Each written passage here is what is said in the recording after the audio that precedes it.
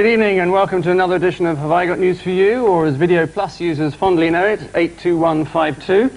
In the news this week, a surprise new star is found to play the lead in Emmanuel 6. In recognition of Lord Owen's success, the UN provide him with his own personal transport to get to and from Bosnia. And at last, Prince Edward finds a way of settling the royal family's differences with tabloid journalists one by one. On Ian's team, a comedian who's been quoted as saying that it completely emasculates a performer to become matey with other people in show business, so please welcome fat bastard Alexei Sayle.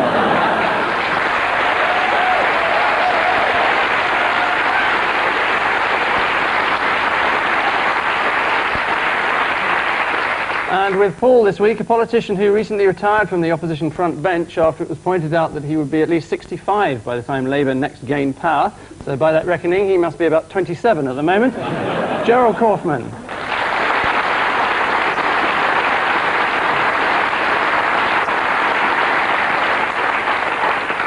So let's start at the very beginning, as Julie Andrews would have had it. That's if she ever did, with our opening news film round. 2 snippets of topical celluloid per team. Ian and Alexei.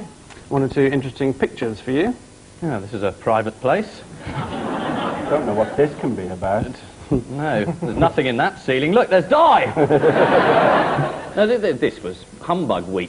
It was absolutely wonderful. The Mirror printed these pictures, and then the rest of Fleet Street said, "This is absolutely disgusting." Logic as they didn't get the photos. I haven't seen the pictures, though. Evidently. I'm not going to buy the Daily Mirror, obviously. They don't buy Private Eye? So why should you?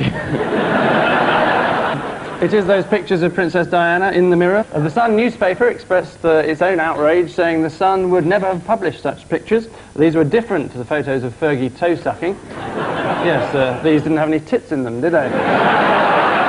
Paul and Gerald, who's this with the world at his feet? EastEnders. Animated It's Korea. It's Korea, which has been warned by Clinton not to indulge in a nuclear test, but is determined to do so. Korea is run by a complete lunatic, a man called Kim Il-sung. But everybody's called Kim in Korea.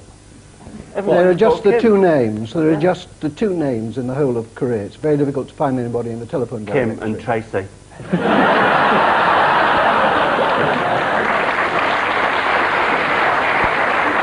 It is the impending nuclear threat to the world posed by insane North Korean leader Kim Il-sung. The North Korean army is now massing on the South Korean border, and President Clinton has warned that any attack on South Korea would be an attack on the United States. Clearly he has just as firm a grasp of geography as his predecessor. US Defense Secretary Les Aspin says, "We don't know if North Korea has a nuclear bomb, but it's certainly only a few pieces short. Let's hope one of them's the trigger." Ian and Alexei, feast your eyes on this. Who's the waiter? Sit down, hokey cokey. Is this our question? It can be, yes, why not? My agent just told me I should come on here because I'll get more advertising voiceovers. That's the only reason I'm doing it, really. So I was like, looking for auto insurance? Don't! Still using big box powders? Don't! You don't do soap in a bath or anything, do you? No, not me. I wouldn't. That's a sellout, I think, for comedians to appear in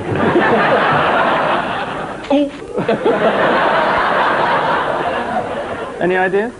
Is there sort of they've spent millions of pounds on their drinks bill? The cabinet. They being the cabinet, the government. Yeah. Their hospitality bill is shot through the roof. But they say because there's so much work to do, the Department of Social Security has got to have these parties in order to work out exactly how to stop lone mothers getting their grants. Exactly. Because you'd have to be pissed to come up with that one. Yeah. to all their policies, wouldn't you, really? Isn't it? That's a good idea. Let's privatise the same. I love you. It's just a pathetic attempt to win friends, isn't it? John Major saying, "I'll buy you a drink." Buy you a drink. It seems 35% increase in the drinks bill at a time when we're cutting public spending. I think it's wrong. Oh, you're kidding? No, I do. Actually, you know, in reality, I think it's wrong. Well, it's a controversial viewpoint. It is a discovery that the government now spends a record £15 million every year on parties and alcohol, probably because they don't get their discount from Threshers anymore. Tea and biscuits at one EC summit alone cost £35,000. Thank God nobody asked for a slice of cake. Paul and Gerald, a few basket cases for you. Oh yes, this week wasn't Neil Kinnock was refused service in Marks and Spencer's, or there's a new Saturday job. They didn't recognise him in Marks and Spencer's, or he wanted to cash a cheque, and he didn't have any form of identification. And when he said, "Well, I'm the bald bloke who lost the last general election," it wasn't good enough. And could have been a number of them, couldn't it? Thank you very much.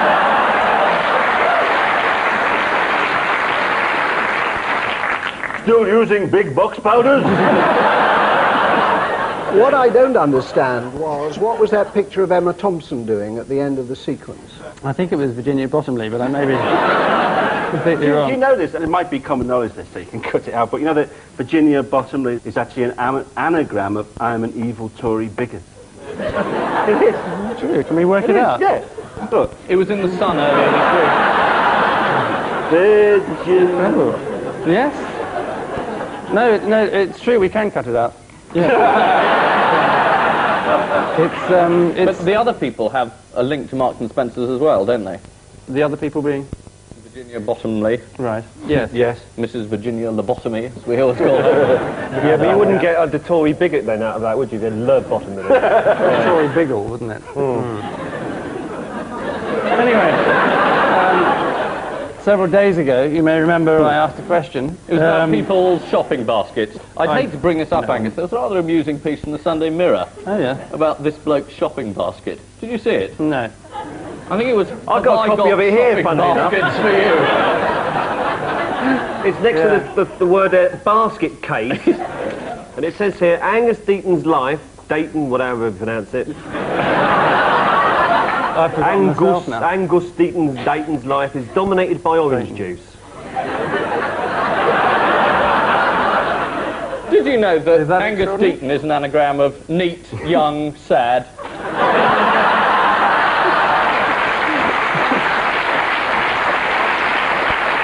Do you use big box powders in your shopping basket? Don't! You've got the job, you've got the job. It is Neil Kinnock, who wasn't recognised by staff in Marks and Spencer's when he tried to pay by cheque. The same shop has opened specially early for Virginia Bottomley, Mrs. Thatcher and other Tory luminaries. So Maggie gets in and Neil doesn't. Sounds familiar. Playing down the incident, an M&S worker said, "We actually prefer customers like Mr. and Mrs. Kinnock to VIPs." Which food for thought brings us vomiting to the end of this round, and the glad tiding is that, well, Ian and Alexei have an embarrassingly small 3, whilst Paul and Gerald have an ample 5.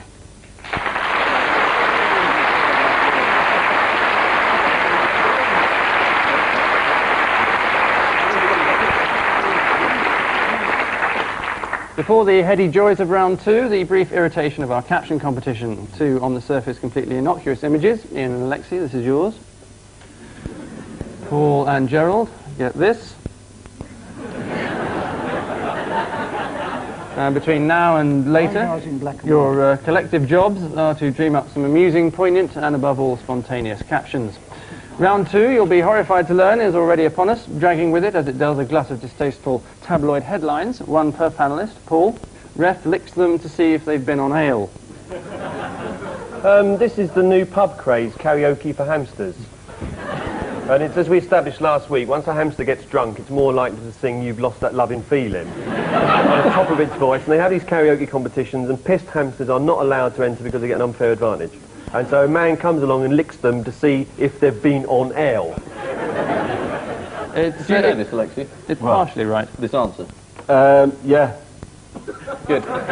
Right. It's something to do with snail racing, that they've got snail racing in pubs, and people put beer on the snails to slow them up. Put pints on. Well, no. Yes, it's the doped scandal that rocked the world of snail racing after it was discovered that feeding alcohol to snails slows them down. Now 60-year-old match referee Simon Preston has to lick each entrant to check they're clean. He's volunteered to do the same job at next month's Women Breaststroke Championship. One monster 10-inch snail called Hector from Willicombe Bay in Devon actually likes lager, which means that he's useless at racing, but he has now entered a darts tournament. Gerald, some funny foreigners for you. Bleak thrills at Stasi World. This is something that nobody on this programme could invent if they tried. Namely, the decision of a German businessman to have an East German theme park in which the shops will be empty and in which the assistants will be deliberately rude. It was like Euro Disney. I think it's based on... What do you want, Mickey? I hate Mickey. The cultural imperialism, I hate him, go away. I am Mickey, but I hate the Americans.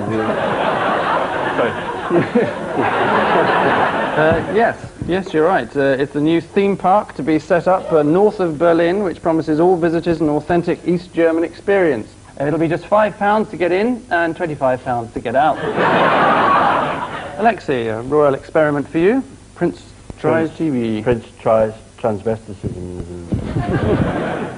This is Prince Edward's setup is because he's so pathetic that he's got to set up his own television company to try to get into television.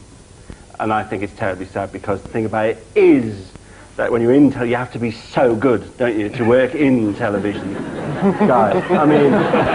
It said in the paper that he's going to be the receptionist. Yes, it's the continuing saga of Prince Edward's career. He worked at Andrew Lloyd Webber's Really Useful Group in 1988, where his duties included making the tea. He then joined the theatre division, where his duties included making the tea. He's now become managing director of Ardent Television with a wide range of executive responsibilities. So he's now in charge of getting the biscuits as well. His business partner, Eben Foggett. There's got to be an anagram there. I think it must already be an anagram. His business partner, Eben Foggett, denied that the link-up with Edward was a cynical venture, although he admitted that certainly it will open doors. Told you I was going to be the receptionist. Unfortunately, most of the doors that Edward has opened so far have been marked exit. Apparently, the prince has already had his... Well, by definition, they can't all have been marked exit. Every door he's ever opened. It can't be marked exit, can it? No. Then why did you say it?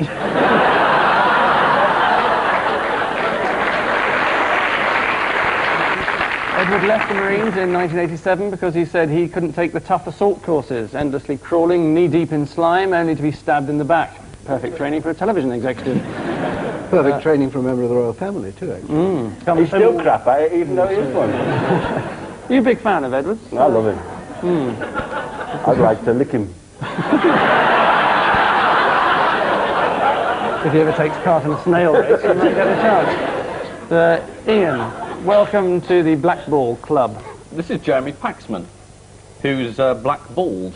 It's a bit of gossip. Many of you may not have known. He's been blackballed by the Garrick Club, which is an incredibly exclusive club in London, which only admits terrific bores. And they turned him down. Yes. Paxman's too rude, though. That's why. Paxman is too rude. Too rude. He Yeah. keeps saying, come on, to various politicians, and they hate it. You don't hate Jeremy Paxman, do you? I do hate Jeremy Paxman, actually. Yeah. I think that you will find that most people hate Jeremy Paxman. I'm surprised he only got 4 black balls. Who hates Jeremy Paxman? Show of hands. Oh, very popular. No, Gerald, no wonder you lost the last election. Totally out of touch. You've got it. This is a rigged Tory audience, just like it was a rigged Tory election. Yes, it is Jeremy Paxman who's been blackballed from the Garrick Club. One reason given was that an excess number of journalists would upset the club's balance. Most journalists have enough difficulty with their own balance. One long-standing member boasted nothing happens in the cabinet, the arts or the media that you won't hear about in the Garrick within 24 hours. They could turn a radio on and find out within 5 minutes. which, farrago of nonsense, brings us charging to the end of this shambolic round, and the nail-biting situation is that Paul and Gerald have an impressive but flawed 7, while Ian and Alexei continue to excel with 9.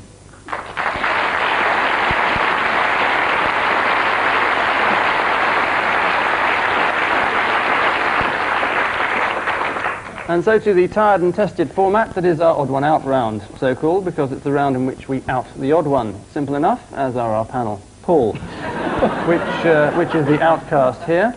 Whoopi Goldberg, the Mars Observer, Professor Stephen Hawking, and a Klingon. I've got a feeling somewhere that Whoopi she's got some connection with outer space. Did she either volunteered to be an astronaut or she's had some star named after, some distant star, the planet Whoopi or something? No, it was a cushion. Sorry, it was a cushion she had named. The Mars Observer is the odd one out because all the other 3 have had bits of space named after them. No, we know this one. We know this. Well. It's a Star Trek question. Yeah, the Whoopi in Star Trek: The Next Generation, which is like sort of dance troupe. She's it's about the Enterprise has turned into a kind of dance troupe. They go around the planet. Right, yeah. She's been in Star Trek. Stephen Hawking's, mate. I think he's been in Star Trek. And that Klingon. Well, it's an incredibly He's been in Star Trek. well-deduced answer, and absolutely right, for 2 points.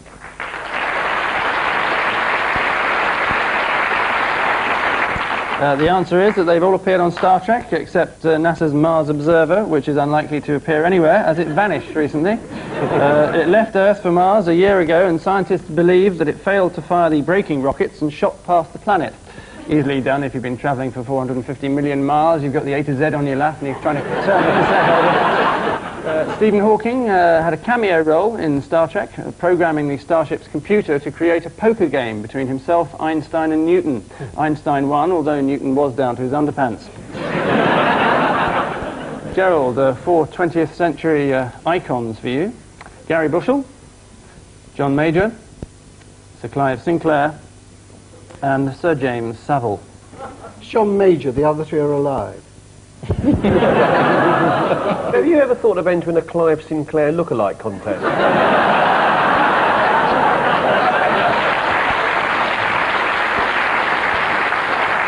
Because there are cash prizes available. I think we know this one as well. Yeah, do take it, Ian.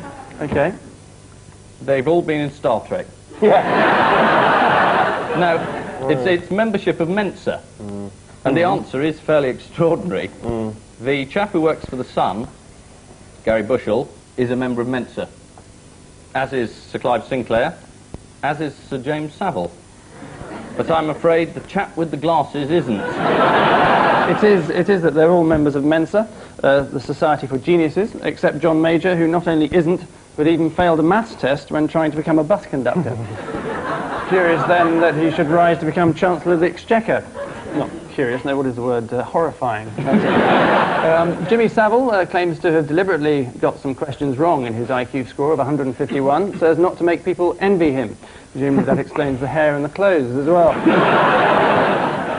Sir Clive Sinclair is chairman of the society, which you can now join through an application form that's printed in the Sun, just next to Hot Lips Linda on 089843354, and Lick My Snail. Alexei, 4 peas in a pod for you. John McGregor, Muhammad Ali, the lovely Prince Charles, and Debbie McGee. They're all Muslims, aren't they? John McGregor used to be called Yusuf Abdullah. Prince Charles was Cat Stevens. And Debbie McGee isn't. Who is Debbie McGee? She's the lovely show business wife of Paul Daniels, who's a magician. Thank you. He's got a bloody great big Rolls Royce that parks outside the BBC, and it numbers magic. Is it really? Yeah. How tragic. Yeah, you probably can't get one that's got crap written on it, can you? Look in the mirror. I don't think anyone's going to get this, I have to tell you. They're all members of the Magic Circle, except Muhammad Ali, who was expelled from the British Magical Society for giving away tricks. Ali once boasted that he could raise himself several inches off the ground with a simple piece of footwork. Yeah, it was called jumping. And finally, in this round, Ian, 4 household favourites for you. Ronald Reagan, John Major, He could have his Schofield, nose. and Azal Nadir. They're all fugitives from justice, in a very real sense. Any ideas? They're all looking for auto insurance. Any idea over here? Well, we've got a 1 in 4 chance here. Is it Prince Charles? I'll tell you, it's that all of them except John Major have at some stage dyed their hair black, whereas he has apparently dyed his hair grey, as these before and after pictures from the Sun conclusively show. Philip Schofield stopped dyeing his hair black after his £1.5 million move to ITV, and ITV Insider said, "We paid Philip a lot of money because he is the hottest young star in television. Now he looks like an old age pensioner." So he should fit in nicely with the rest of the ITV lineup, mentioning no names. And so we stagger from the ruins of round 3, only to discover that Paul and Gerald are largely behind with 8, whilst Ian and Alexei are hugely out in front with 12.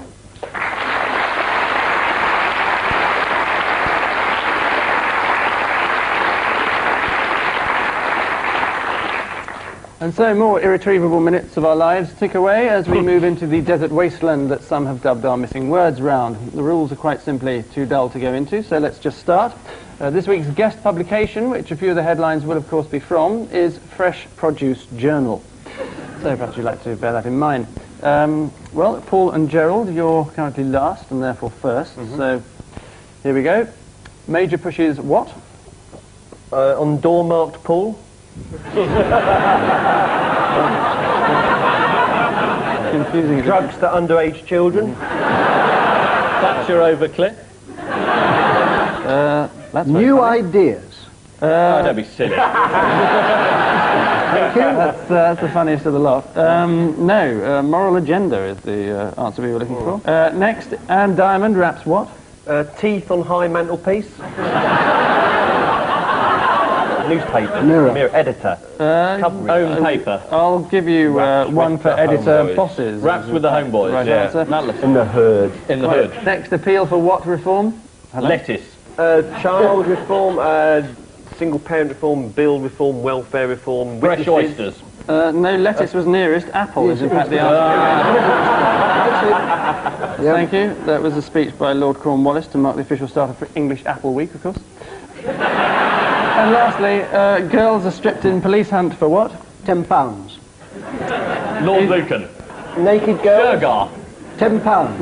Naked girl girls. is a lovely answer. Virginia Bottomley. Is not true. Hidden cameras. £10 was the... Oh, give me the £10 then. Unfortunately, no one got it. Missing tenor is the right answer. No, Gerald, you're right, of course. £10 is, of course, the right answer. This is how Labour lost the last election. By appearing on crack quiz shows.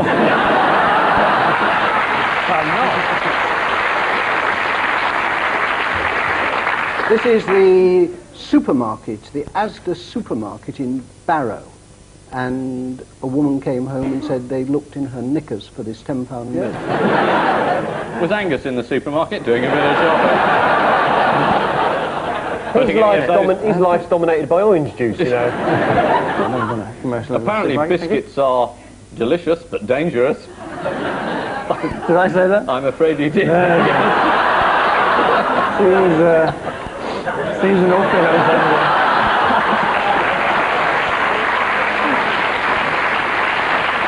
Where did it say that? I'm just forgetting now, hang on. I'm reading Mystic Meg at the moment. Well, we'll just move on and do the next headlines then. Ian and Alexei, here are your little lot. Fergie will get what, says sister? Job with Edward. Better. Divorce. Oh, he jumped in there again. Divorce is the right answer. Well done. Next, gloom on what? Recovery. Gloom on recovery. No, Gloom on Maastricht.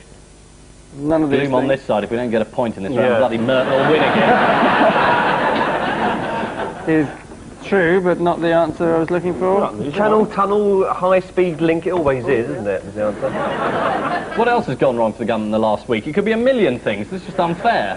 Well, not that Is unfair. it bananas? Cucumbers is in fact the answer, so I'll give you one for bananas. Next, Major gives what to Cabinet? Is it herpes? Book tokens? Not as far as I'm aware. Gives way to Cabinet. I'll give you one for give way, give power is in fact we were looking for. What, And, one for getting it wrong. Good, I like this. well, I'm just trying to help you in. And with only 2 points in it, incredibly. Finally, what must come first, says Howard. I. Quite possibly true. A. Drinks Cabinet. A, because it comes first, doesn't That's it? The right. alphabet. That's right. It's got to be victim, hasn't it? I've not read the headline. yeah. It's got to be victim, because that's what they always say And before the crime figures rise again. Extraordinarily, it is victim. Very good indeed. Well done.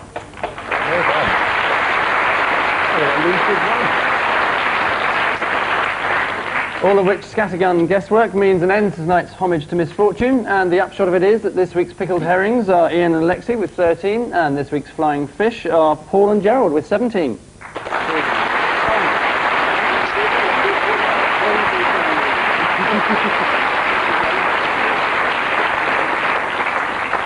So, a holiday in Kenya to our winners, a holiday in Korea to our losers. But before we ever let them slip away, a short wind-up of our caption competition. Ian and Alexei, what do you think of for this? Hosepipe ban must stay, say Water Chiefs. I hope my balls aren't black now. There's the dye run in their trousers because they're all wet. Yes, we got that, yeah. Yeah. Police blow up Oliver Reed's drinks cabinet. Very good. Paul and Gerald, this was yours. Scientists invent new transport system that runs on bullshit. Salman Rushdie spotted in North America.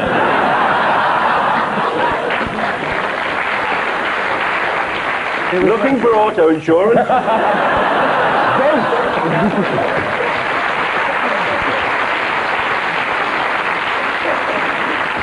With a motorbike like that. Take 2 buffaloes into the shower. On which commercial note we say thank you to our guests, Ian Hislop and Alexei Sayle, Paul Merton and Gerald Kaufman. And I leave you with good news as a textbook is spotted in a North London school.